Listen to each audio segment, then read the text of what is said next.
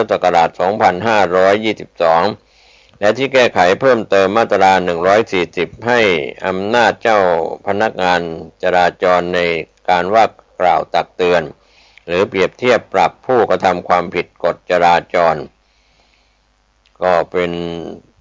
การขับเคลื่อนนโยบายด้านการป้องกันอุบัติเหตุทางถนนการบังคับใช้กฎหมายจราจรของสำนักงานตำรวจแห่งชาติเกี่ยวกับ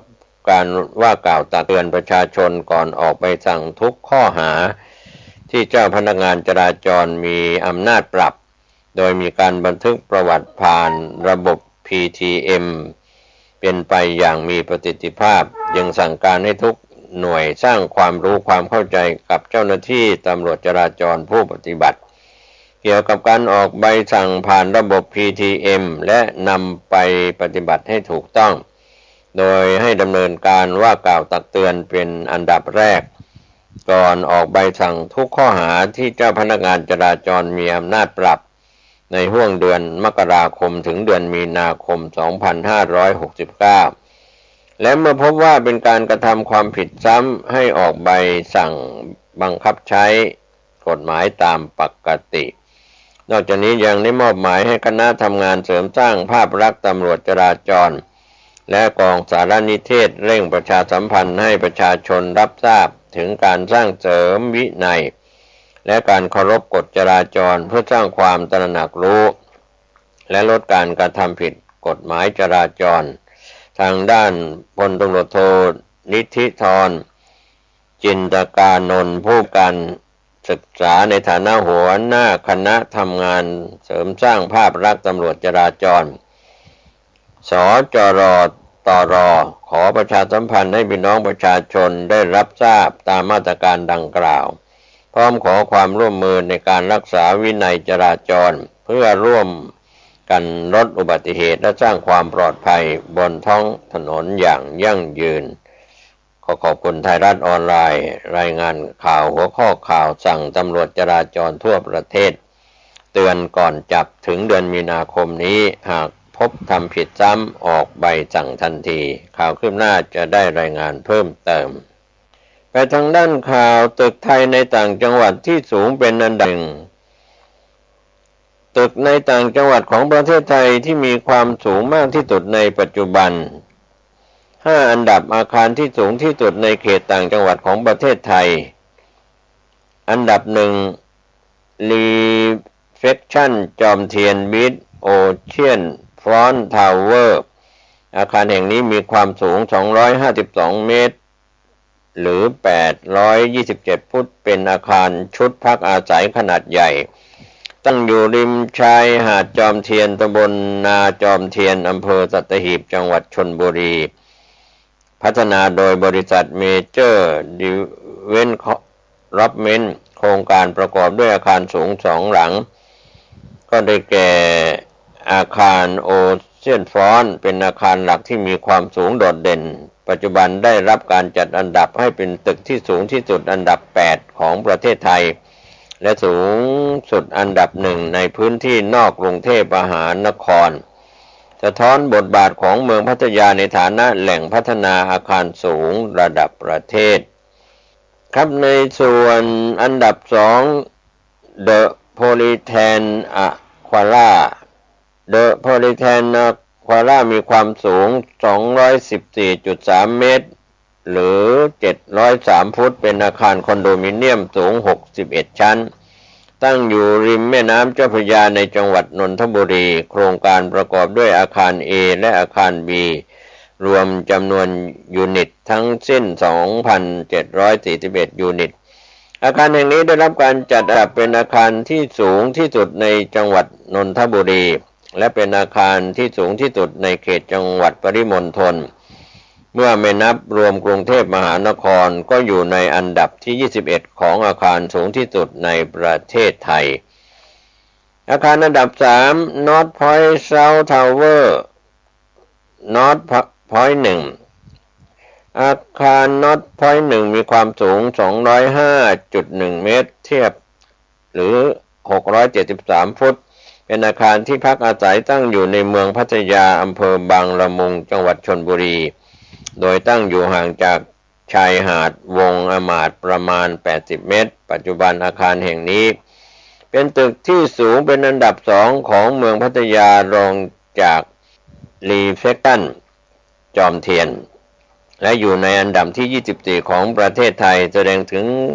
การกระจุกตัวของอาคารสูงในจังหวัดชลบุรีอย่างชัดเจนอันดับ4ณภาลัยเพชรคอนโดมิเนียมณภาลัยเพชรมีความสูง192เมตรหรือ630ฟุตเป็นคอนโดมิเนียมสูง46ชั้นตั้งอยู่ในอำเภอหาดใหญ่จังหวัดสงขลาพัฒนาโดยบริษัท124 Privacy คอนโดมิเนียมอาคารแห่งนี้ก่อสร้างแล้วเสร็จในปี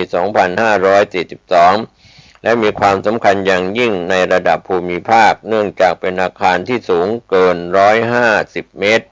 เพียงแห่งเดียวในเมืองหาดใหญ่จังหวัดสงขลาและทั้งภาคใต้ของประเทศไทยอันดับ5ไซต์วงอมาตย์นอร์ททาวเวอร์มีความสูง188เมตรหรือ617ฟุตเป็นอาคารคอนโดมิเนียมหรูตั้งอยู่ในพื้นที่เมืองพัทยาจังหวัดชลบุรีอาคารแห่งนี้สร้างแล้วเสร็จในปีพุทธศักราช2557หรือในคริสตศักราช2014ได้รับการจัดอันดับเป็นอาคารที่สูงเป็นอันดับ3ของจังหวัดชลบุรีรวมถึงเป็นอาคารที่สูงอันดับ41ของประเทศไทยโดยมีความสูงเท่ากับอาคารไพพาร์คในเขตสาทรกรุงเทพมหานครก็เป็นส่วนที่มีการรายงานข้อมูลข่าวสารในหัวข้อข่าวเกี่ยวกับเรื่องอาคารสูงตึกสูงคอนโดมิเนียมทั้งในส่วนของต่างจังหวัดยกเว้นกรุงเทพมหานครที่ไม่ได้เอ่ยถึงในข่าวนี้ไปทางด้านข่าวพลิกแผ่นดินสร้างรางมหากาพย์รถไฟความเร็วสูงกับการเปลี่ยนความเร็วสูงไม่ได้เริ่มต้นจากความต้องการเพียงแค่ความเร็วแต่คือการปฏิบัติระบบโลจิสติกส์ที่โลกเริ่มรู้จักครั้งแรกจากชินคันเซ็นของญี่ปุ่นในปีคริสตศักราช1964ซึ่งพิสูจน์ให้เห็นว่าการขนส่งมวลชนบกหรือมวลชนบนบกสามารถทำความเร็วแซงหน้าการขับรถและเบียดระยะเวลาการเดินทางโดยเครื่องบินได้ในระยะทางไม่เกิน500-800กิโลเมตรเทคโนโลยีนี้อาศัยหลักการทางวิศวกรรมที่แตกต่างจากรถไฟปกติอย่างสิ้นเชิงตั้งแต่ใช้